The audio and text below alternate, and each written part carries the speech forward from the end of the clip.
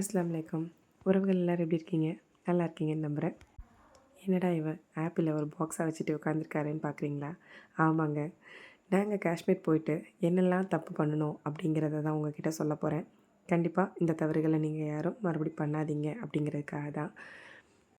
சரி வாங்க, என்னெல்லாம் பண்ணோம் அப்படின்றது பார்க்கலாம். நாங்கள் பண்ண முதல் தவறு என்ன அப்படின்னா, நாங்கள் இங்கேருந்து காஷ்மீருக்கு ரீச் ஆன அடுத்த நாளே நாங்கள் வந்துட்டு ஆப்பிள் தோட்டம் பார்த்துருந்தோம். அந்த ஆப்பிள் தோட்டத்தில் பாக்ஸ் வந்து அவங்களே சேல் பண்ணுறாங்க.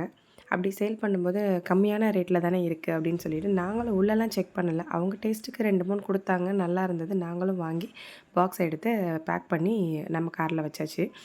என்ன ஆச்சு அப்படின்னா, நாங்கள் ஊர்லேருந்து வர்றதுக்கே நாள் ஆகிடுச்சு. 1 வீக்குக்கு மேலே ஆகிடுச்சு. அந்த 1 வீக் கண்டிப்பாக அது தாங்காது இல்லையா? அது மட்டும் இல்லாமல் ஆல்ரெடி அவங்க பேக் பண்ணியிருந்ததையுமே நாங்கள் செக் பண்ணாமலும் விட்டுட்டோம். அந்த பேக்கிங்லேயே வந்து நிறையா வந்து ஆப்பிள் எல்லாமே ஃப்ரெஷ்ஷாக இல்லாமல் கொஞ்சம் கொஞ்சம் பூச்சியான ஆப்பிள்லாம் இருக்கும்ல, அந்த மாதிரியான ஆப்பிள்ஸ் தான் நிறையாவே இருந்தது. ஸோ யாருமே வந்துட்டு இங்கேருந்து போகிறீங்க அப்படின்னா இந்த மாதிரியான ஃப்ரூட்ஸ் எல்லாம் அங்கேருந்து வாங்கிட்டு வரணும்னு நினைக்காதீங்க. மற்றபடிக்கு காஷ்மீரில் உள்ள மற்ற ஜாமானுங்க உங்களுக்கு அங்கே உள்ள ஞாபகார்த்தமாக என்ன வேணும்னாலும் நீங்கள் வந்துட்டு வாங்கிக்கலாம். பட் கண்டிப்பாக ஃப்ரூட்ஸ் வந்து வாங்கவே வாங்காதீங்க. நாங்கள் இங்கே கொண்டு வந்து ஓப்பன் பண்ணினதுமே எல்லா ஆப்பிளுமே வந்துட்டு மேக்ஸிமம் ஆப்பிள் கெட்டுப்போச்சு. இதில் வந்து அவங்கள குறை சொல்கிறத விட நம்ம மேலே தான் தவறு அதிகம். ஏன்னா நமக்கும் புதுசு இல்லையா? நம்ம எதுவும் இந்த இருக்க ஊட்டி கொடைக்கானல் போகிற மாதிரி போயிட்டு வேகமாக வாங்கிட்டு வந்தாச்சு.